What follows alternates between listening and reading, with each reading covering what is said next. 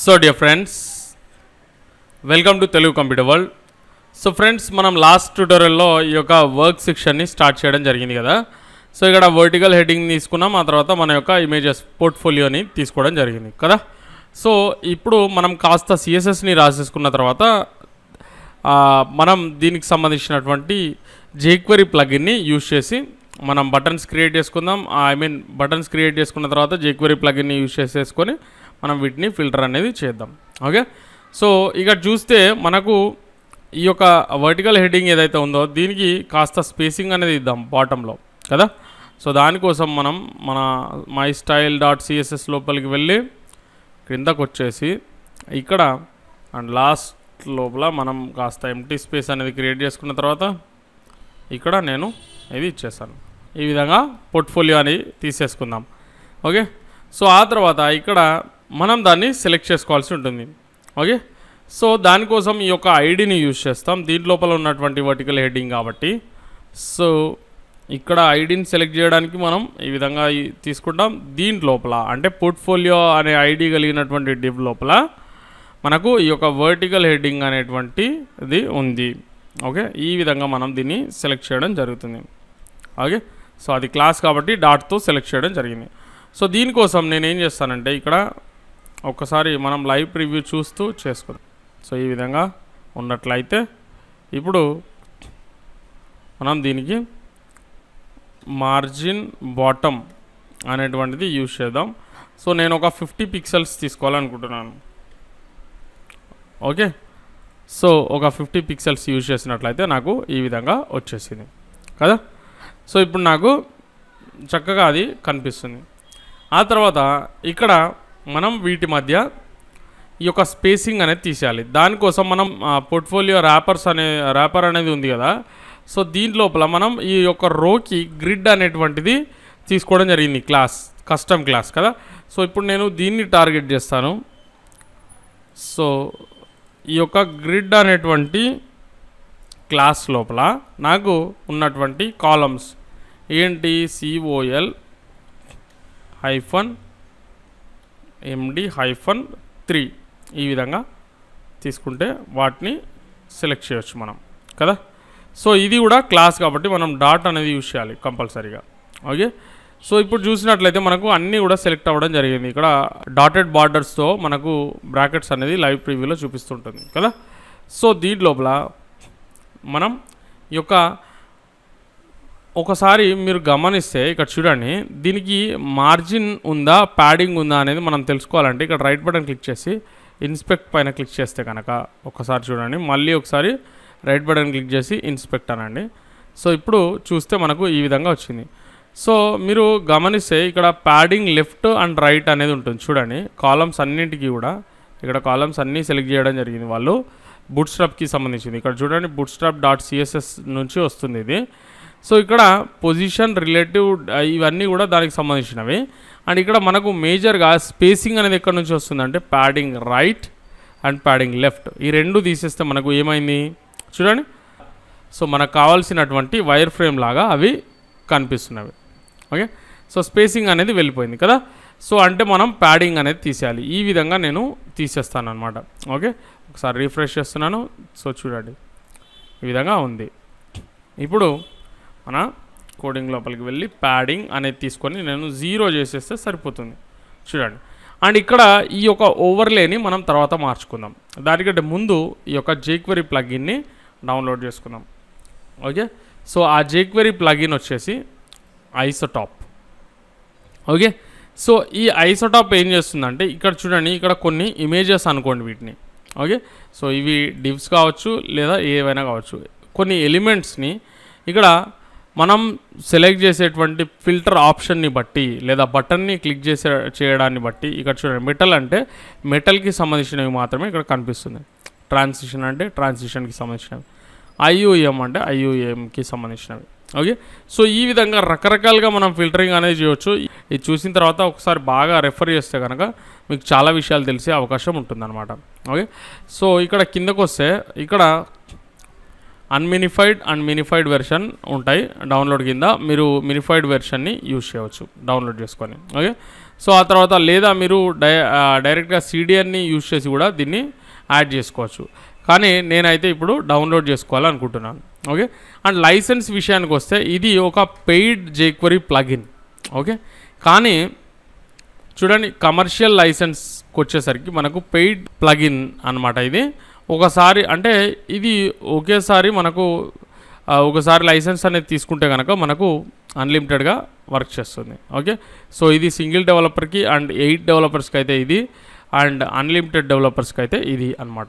Okay, so మీరు కావాలనుకుంటే మీరు కమర్షియల్ పర్పస్ యూజ్ చేయాలనుకున్నప్పుడు మీరు ఈ యొక్క $25తో దీన్ని తీసుకోవచ్చు. ఇక్కడ చూడండి నేను ఇక్కడ read more about isotope commercial licensing అని ఉంది కదా, దీనిపైన క్లిక్ చేస్తే నాకు ఈ విధంగా వచ్చింది. సో ఇది మొత్తం కూడా ఒకసారి రెఫర్ చేయండి, దీంట్లో ఏ విధంగా ఉంటాయి ఏంటి అనేది మీకు ఈజీగా అర్థమవుతాయి. యాక్చువల్లీ నేను మీకు ఒక విషయం చెప్పాలనుకుంటున్నాను. మీకు ఇప్పటి వరకు ఏమేమి నేర్చుకున్నారు? మీరు HTML, CSS, JavaScript and jQuery నేర్చుకోవడం జరిగింది, అండ్ బూట్స్ట్రాప్ కూడా తెలుసుకోవడం జరిగింది. సో వీటిని యూజ్ చేస్తూ మీరే కావాలనుకుంటే సొంతంగా ఇలాంటి ఒక ప్లగిన్ని కూడా డెవలప్ చేయవచ్చు మీరు మనసు పెడితే.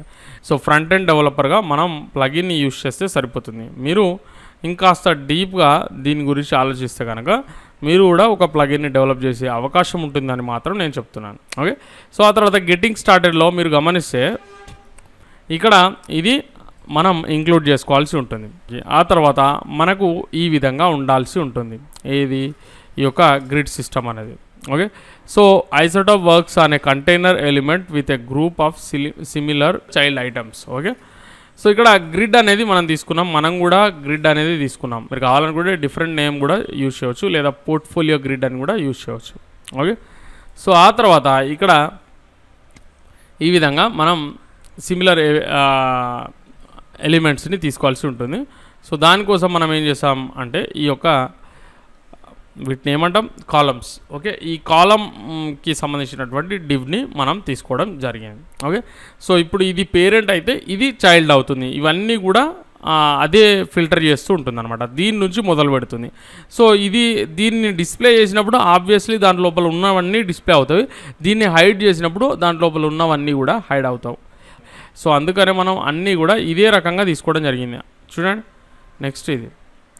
ఓకే, సో అందుకని మనం ఒక స్ట్రక్చర్ని ఫాలో అవ్వడం జరుగుతుంది అనమాట. ఓకే, సో ఎనీవేస్ ఇది గ్రిడ్ అండ్ ఇది ఐటమ్. ఓకే, సో మీరు కావాలనుకుంటే గ్రిడ్ ఐటమ్ అని తీసుకోవచ్చు, లేదా పోర్ట్ఫోలియో ఐటమ్ అని తీసుకున్నాను నేను, ప్రాబ్లం లేదు.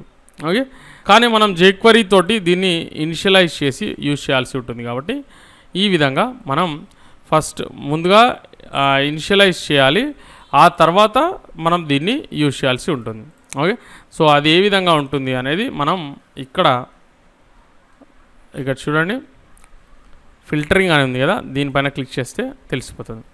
ఓకే, దీని లోపల UI అని ఉంది కదా, దీన్ని యూజ్ చేయడం జరుగుతుంది అనమాట. ఇక్కడ రకరకాల డిఫరెంట్ టైప్స్ అనేవి ఉంటాయి. సో దీని లోపల నేను UI పైన క్లిక్ చేస్తే నాకు ఇక్కడ వచ్చింది కదా, సో నేను ఈ విధానాన్ని యూజ్ చేయబోతున్నాను అనమాట. ఓకే, ఎందుకంటే మనకు అవసరం ఉన్నది ఈ విధంగా ఉంటుంది. సో దీని లోపల మనకు సపరేట్గా ఈ యొక్క బటన్స్ మనం క్రియేట్ చేసుకునే చోట ఈ యొక్క డాటా -ఫిల్టర్ అనేటువంటి అట్రిబ్యూట్ అనేది యాడ్ అవుతుంది అనమాట బటన్కి. ఓకే, సో దీన్ని యూజ్ చేస్తూ మనం మన యొక్క ఫిల్టరింగ్ అనేది చేస్తామన్నమాట. సో దానికోసం నేను ఏం చేస్తానంటే ఫస్ట్ ముందుగా ఏం చేయాల్సి ఉంటుంది అంటే isotop.metaphysi.co అనేటువంటి ఈ వెబ్సైట్ని మీరు ఓపెన్ చేయాల్సి ఉంటుంది. ఓకే, సో ఓపెన్ చేసిన తర్వాత ఇక్కడ డౌన్లోడ్ isotop.packaged అంటే pkged.min.js అనేటువంటిది ఉంది కదా, దీనిపైన క్లిక్ చేయాల్సి ఉంటుంది.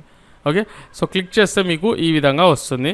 సో ఇక్కడ రైట్ బటన్ క్లిక్ చేసి సేవ్ యాజ్ పైన క్లిక్ చేస్తే మీకు ఈ విధంగా వస్తుంది. ఓకే, సో దీన్ని నేను డెస్క్టాప్ పైన సేవ్ చేయాలనుకుంటున్నాను, ప్రస్తుతానికి సేవ్ చేసేస్తున్నాను. ఓకే, ఈ విధంగా సేవ్ చేసేసుకున్నాను. సో బ్యాక్ పైన క్లిక్ చేస్తే మనకు ఈ విధంగా వచ్చేస్తుంది. ఓకే, సో ఇప్పుడు మనం మన యొక్క డెస్క్టాప్ని చూసినట్లయితే ఈ విధంగా మన యొక్క ఫైల్ అనేది డౌన్లోడ్ అవ్వడం జరిగింది ఐసోటాప్కి సంబంధించి. ఓకే, సో దీన్ని నేను ఇక్కడ నుంచి కాపీ చేసేస్తున్నాను. మన యొక్క జిగ్రాక్ ప్రాజెక్ట్ ఫోల్డర్ని ఓపెన్ చేసేసుకొని సో దీని లోపల మనం JS అనే ఫోల్డర్ లోపల, ఎందుకంటే jQuery ప్లగిన్ కాబట్టి దీన్ని తీసుకొని ఇక్కడ మనం న్యూ ఫోల్డర్ క్రియేట్ చేస్తాం. So isotope. ఓకే, ఐసోటోప్ లోపల మనం ఈ యొక్క ప్లగిన్ని పేస్ట్ చేసుకుంటాం. ఇప్పుడు దీన్ని మన యొక్క ప్రాజెక్ట్కి ఇంక్లూడ్ చేసుకోవడం జరుగుతుంది. సో జనరలీ మనం jQueryకి సంబంధించినవన్నీ కూడా jQuery తర్వాత రాసుకోవడం జరుగుతుంది. అండ్ అది కూడా మన యొక్క కస్టమ్ జావాస్క్రిప్ట్ ఫైల్కి జస్ట్ బిఫోర్ రాసుకుంటాం కదా. సో ఇక్కడ నేను యాడ్ చేసుకుంటున్నాను, చూడండి. ఐసోటోప్ అని రాసుకున్నాను. ఓకే, సో ఐసోటోప్ అని రాసుకున్న తర్వాత నేను ఇక్కడ స్క్రిప్ట్, ఓకే, SRC అంటే సోర్స్ అనమాట, దీని లోపల JS అనే ఫోల్డర్ లోపల ఐసోటోప్ అనేటువంటి ఫోల్డర్ లోపల మనకు ఐసోటోప్ .pkgd.min.js అని ఉంది కదా, దీన్ని మనం ఇక్కడ ఈ విధంగా యాడ్ చేసుకోవడం జరుగుతుంది. ఓకే, సో ఇప్పుడు మనం ఒకసారి మన యొక్క లైవ్ ప్రివ్యూని గమనిస్తే మీకు ఎలాంటి మార్పు అనేది రాదనమాట. ఓకే, సో మనం మన ప్లగిన్ అయితే యాడ్ చేసుకున్నాం, కానీ దీనికి సంబంధించినటువంటి బటన్స్ ఇంకా తీసుకోవడం జరగలేదు. సో దానికోసం నేను ఏం చేస్తానంటే ఈ యొక్క ఐసోటాప్ని ఓపెన్ చేసిన తర్వాత ఫిల్టరింగ్ అని ఉంది కదా, దీనిపైన క్లిక్ చేస్తాను. మనం ఇందాక చూసినట్లుగా ఇక్కడ లెఫ్ట్ సైడ్లో UI అని ఉంది కదా, దీనిపైన క్లిక్ చేస్తే మనకు ఈ విధంగా వస్తుంది.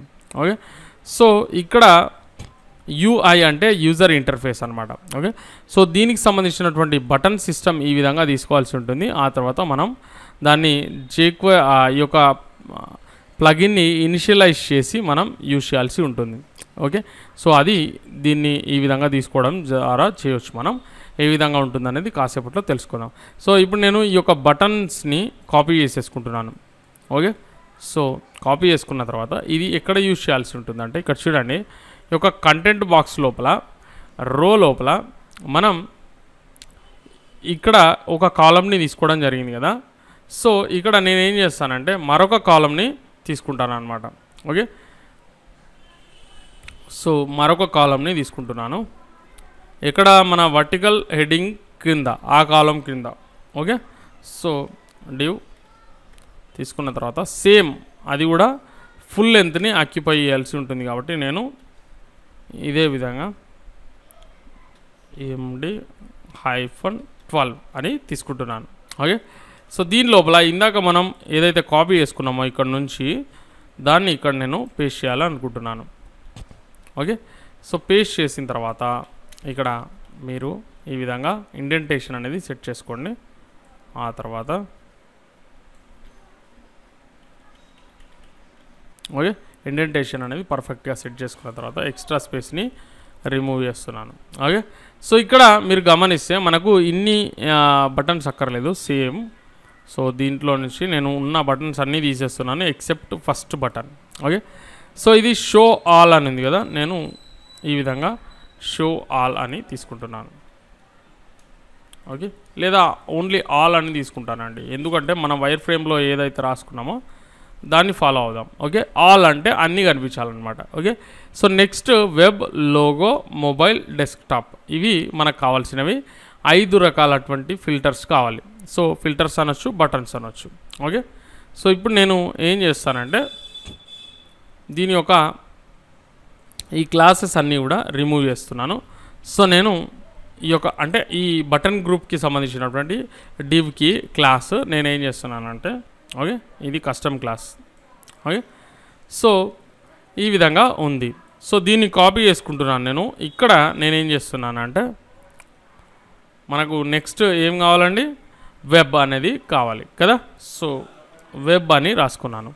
అండ్ ఇక్కడ చూడండి, స్టార్ అంటే అన్నింటినీ సెలెక్ట్ చేస్తుంది అనమాట. ఈ యొక్క డాటా ఫిల్టర్ని అట్రిబ్యూట్ని గమనించినట్లయితే దీన్ని యూజ్ చేసే మన యొక్క ఫిల్టర్ అనేది వర్క్ చేస్తుంది కాబట్టి ఇక్కడ స్టార్ అంటే అన్నింటినీ అది సెలెక్ట్ చేస్తుంది. ఇక్కడ మనం ఐసోటాప్లో చూసినట్లయితే మనకు స్టార్ అనేది అన్నింటినీ సెలెక్ట్ చేస్తుంది అనమాట ఈ విధంగా. ఓకే, సో మెటల్కి వచ్చేసరికి ఇక్కడ మెటల్ అనే క్లాస్ని సెలెక్ట్ చేస్తుంది. చూడండి, ఇక్కడ క్లాస్ని సెలెక్ట్ చేయడం కోసం ఫిల్టర్కి మనకు డాట్ ఈ విధంగా క్లాస్ నేమ్ అనేది ఇస్తున్నాం అనమాట. ఓకే, సో ఇక్కడ UI ఫిల్టర్ దగ్గర ఉండాలి మళ్ళీ మనం, ఎందుకంటే మిస్ అవ్వకూడదు ఇది. ఓకే, సో ఇక్కడ చూసినట్లయితే దానికోసం నేనేం చేస్తానంటే ఇక్కడ నాకు ఏ క్లాస్ని సెలెక్ట్ చేయాలంటే వెబ్ అనేటువంటి క్లాస్ని సెలెక్ట్ చేయాలి. ఈ వెబ్ అనే క్లాస్ ఎక్కడ ఉంది ఏంటి అనేది మనకు కాన్సెప్ట్లో తెలుస్తుంది. సో ఇప్పుడు నేను ఈ బటన్ని మళ్ళీ కాపీ చేసుకుంటున్నాను అండ్ పేస్ట్ చేసేస్తున్నాను. ఓకే, సో ఇక్కడ వెబ్ తర్వాత నాకు కావాల్సింది లోగో, మొబైల్, డెస్క్టాప్ అవి ఇచ్చేస్తాను. ఓకే, సో 5 బటన్స్ వచ్చేసినవి, all, web, logo, mobile. Okay, so ఇప్పుడు మన లైవ్ ప్రివ్యూలో ఒకసారి చూస్తే ఈ విధంగా వచ్చేసినవి. ఓకే, సో వీటన్నింటికీ కూడా నేను ఏం చేయాలనుకుంటున్నానంటే ఒక కామన్ క్లాస్ని తీసుకోవాలనుకుంటున్నాను. సో ఆ క్లాస్ వచ్చేసి బూట్స్ట్రాప్ క్లాస్. ఓకే, సో అది బూట్స్ట్రాప్ క్లాస్ వచ్చేసి BTN అనమాట. సో దీన్ని కాపీ చేసేసుకొని అన్నింటికి పేస్ట్ చేసేస్తున్నాను.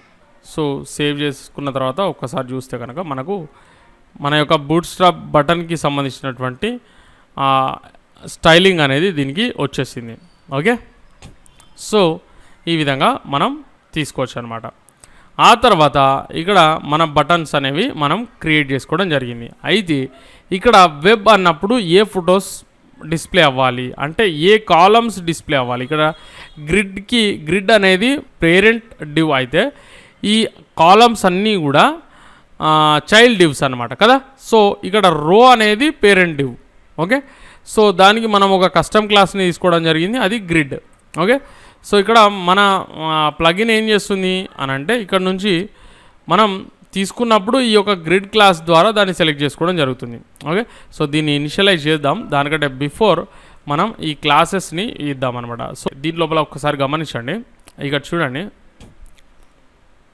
UI యూజర్ ఇంటర్ఫేస్ లోపల ఇక్కడ చూడండి క్లాసు మెటల్ క్లాస్ ఉన్నప్పుడు మెటల్కి సంబంధించినవన్నీ కూడా సెలెక్ట్ చేయడం జరుగుతుంది డేటా ఫిల్టర్ ద్వారా. ఆ తర్వాత ట్రాన్సిషన్ అన్నప్పుడు ట్రాన్సిషన్, ఆ తర్వాత డిఫరెంట్ 2 క్లాసెస్ని సెలెక్ట్ చేయాలన్నప్పుడు 2 క్లాసెస్ని కూడా మనం సెలెక్ట్ చేయొచ్చు అనమాట. ఓకే, సో ఈ విధంగా 2 క్లాసెస్ని అండ్ స్టార్ అనేది అన్ని క్లాసెస్ని సెలెక్ట్ చేయడం జరుగుతుంది కదా. సో ఈ విధంగా మనం తీసుకుందాం. అండ్ ఇప్పుడు నేనేం చేస్తానంటే సింపుల్గా ఈ యొక్క వెబ్ అనేది దానికి రిలవెంట్గా ఉండేదానికి ఇచ్చేస్తాను అండ్ లోగో, మొబైల్, డెస్క్టాప్ వీటిని ఇచ్చేస్తాను. ఓకే, సో ఇక్కడ ఇమేజ్ని చూస్తే ఇది లోగో కాబట్టి నేను ఇక్కడ క్లాస్ని మరొక క్లాస్ని తీసుకుంటాను. So logo. ఓకే, ఇది లోగోకి సంబంధించింది. ఆ తర్వాత నెక్స్ట్ చూడండి ఇది డెస్క్టాప్ లాగా కూడా తీసుకోవచ్చు అండ్ వెబ్ లాగా కూడా తీసుకోవచ్చు మనం. అందుకని నేను దీనికి 2 క్లాసెస్ ఇస్తాను. ఓకే, యాక్చువల్లీ అది ల్యాప్టాప్ కానీ నేనైతే ఇక్కడ తీసుకుంటున్నాను. ఓకే, ఎనీవేస్ ఇక్కడ మీరు చూసినట్లయితే ఇక్కడ ఇది కూడా నేను డెస్క్టాప్ తీసుకుంటాను. ఓకే, సో ఆ తర్వాత ఇక్కడ ఈ ఇమేజ్ని చూసినట్లయితే వెబ్కి సంబంధించింది. ఓకే, సో ఆ తర్వాత ఈ ఇమేజ్ని గమనిస్తే ఇది మొబైల్కి సంబంధించింది. ఓకే, సో అండ్ ఇక్కడ మీరు గమనిస్తే ఇక్కడ చూడండి మనం బటన్స్కి ఏమో డాటా ఫిల్టర్ లోపల డాట్ యూజ్ చేసాం. ఓకే, కానీ ఇక్కడ క్లాసెస్కి మనం డాట్ అనేది యూజ్ చేయం కదా. దీనికి ఇవ్వడం జరిగింది 5th వన్ కూడా మనం ఇచ్చేసాం. అండ్ 6th వన్కి వచ్చేసరికి మనకు ఇక్కడ చూడండి ఇది లోగో. సో ఈ యొక్క కాలమ్కి నేను మరొక క్లాస్ని తీసుకుంటున్నాను. ఓకే, సో ఇది కూడా లోగో. సారీ.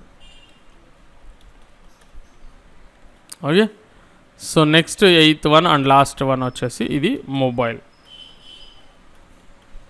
ఓకే, సో ఈ విధంగా మనం తీసుకోవచ్చు. మీరు కావాలనుకుంటే మల్టిపుల్ క్లాసెస్ యూజ్ చేయొచ్చు లైక్ దిస్. ఇక్కడ వెబ్ అండ్ డెస్క్టాప్ 2 క్లాసెస్ నేను దీనికి తీసుకోవడం జరిగింది. ఓకే, సో ఈ విధంగా మనం ఫిల్టర్ బటన్స్ని సెట్ చేసుకున్నాం అండ్ ఆ తర్వాత ఈ యొక్క ఐటమ్స్కి ఆ క్లాసెస్ని కూడా అసైన్ చేయడం జరిగింది. ఓకే, సో ఇప్పుడు ఇక్కడికి వస్తే మనం jQuery లోపల దీన్ని ఇనిషియలైజ్ చేయాల్సి ఉంటుంది. ఓకే, సో ఇక్కడ మై స్క్రిప్ట్ .js లోపల నేను ఇది కాపీ చేసేసుకుంటాను. ఇక్కడ ఐసోటాప్ పోర్ట్ఫోలియో అనేది తీసుకుంటున్నాను. సో ఫస్ట్ దీన్ని ఇనిషియలైజ్ చేయాలి. ఇక్కడ చూడండి మనం ఈ కోడ్ని కాపీ చేసేసుకుందాం అండ్ ఎక్కడి నుంచి చేసుకుంటున్నాం, UI నుంచి చేసుకుంటున్నాం. చూడండి దాని కింద ఉన్నటువంటిది. మీరు వేరేది యూజ్ చేస్తే మళ్ళీ అది సరిగా పనిచేయదు. ఓకే, సో ఇక్కడ ఇనిట్ అంటే ఇనిషియలైజ్ చేయడం అనమాట.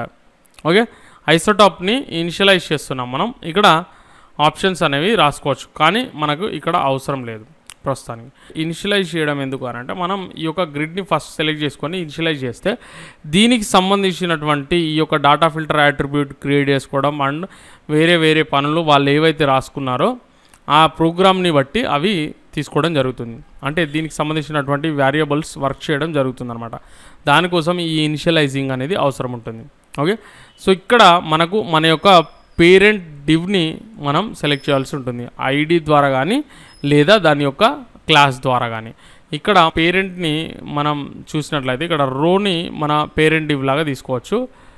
ఓకే, సో దానికి నేను గ్రిడ్ అనేటువంటి క్లాస్నే అసైన్ చేయడం జరిగింది. ఓకే, సో అలాంటప్పుడు నాకు ఇది డైరెక్ట్గా వర్క్ చేస్తుంది కదా. సో ఇక్కడ ఒక వేరియబుల్ లోపలికి దీన్ని తీసుకోవడం జరుగుతుంది అనమాట. దీన్ని ఇప్పుడు నేను ఇక్కడ ఎంటీగా ఉంటుంది కాబట్టి ఈ విధంగా రాసేసుకుంటాను, నో ప్రాబ్లం కదా. సో సింగిల్ లైన్లో నేను రాసుకున్నాను. ఇది ఇప్పుడు ఇనిషియలైజేషన్ అనేది కంప్లీట్ అయిపోయింది. ఆ తర్వాత ఇక్కడ చూడండి filter items on button click అనేది ఉంది కదా, దాన్ని ఇక్కడ మనం రాసుకుంటున్నాం. ఓకే, సో ఇక్కడ చూడండి ఇదంతా కూడా రాసుకుంటున్నాం.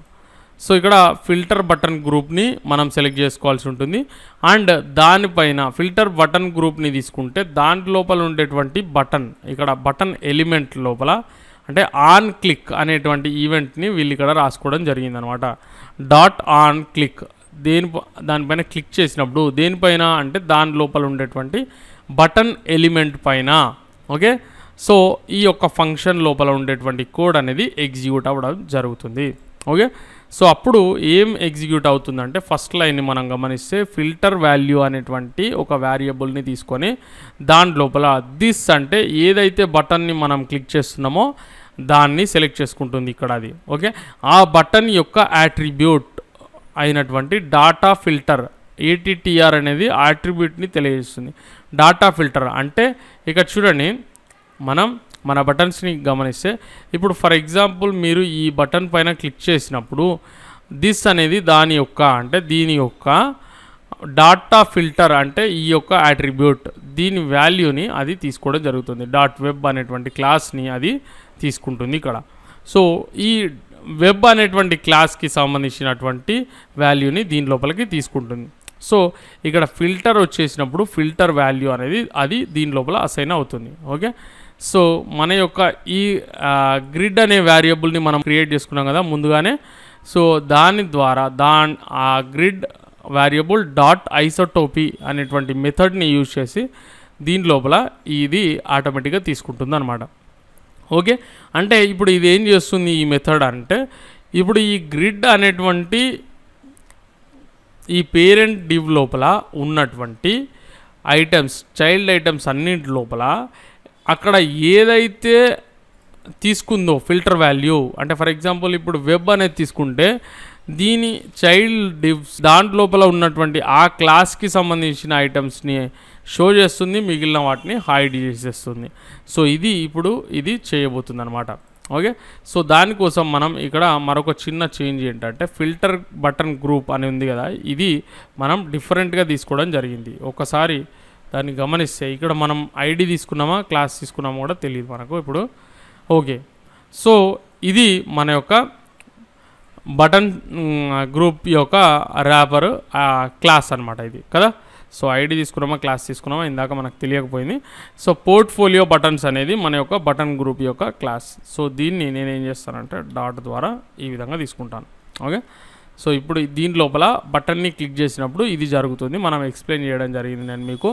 ఓకే, సో ఇప్పుడు మన యొక్క jQuery ఫిల్టర్ని మనం కంప్లీట్గా యాడ్ చేయడం జరిగింది. ఇప్పుడు మనం ఒక్కసారి రీఫ్రెష్ చేద్దాం అండ్ ఈ విధంగా కనిపిస్తుంది. దీని గురించి మీరు వరీ అవ్వాల్సిన పని లేదు. యాక్చువల్లీ ఇది లైవ్ ప్రివ్యూలోనే ఈ విధంగా కనిపిస్తుంది. ఇక్కడ క్లిక్ చేస్తే మీకు ఇది ఈ విధంగా జరుగుతుంది. ఓకే, సో వర్క్ చేస్తుంది. ఓకే, కానీ దీన్ని ఒక చిన్న చేంజ్ అనేది మనం దీనికి తీసుకురావాల్సి ఉంటుంది. ఏంటి ఆ చేంజ్ అంటే ఇక్కడ చూడండి ఈ ఐసోటోప్ ఫిల్టర్ అనేది మనకు దేనికి పనిచేస్తుంది అంటే ఈ యొక్క ఇమేజెస్కి వర్క్ చేస్తుంది కదా. సో ఆల్ అన్నప్పుడు అన్నింటినీ చూపిస్తుంది. అయితే ఇది మనకు ఇమేజెస్తో సహా ఈ పేజ్ మొత్తం లోడ్ అయిన తర్వాత మాత్రమే ఎగ్జిక్యూట్ అవ్వాల్సి ఉంటుంది కదా.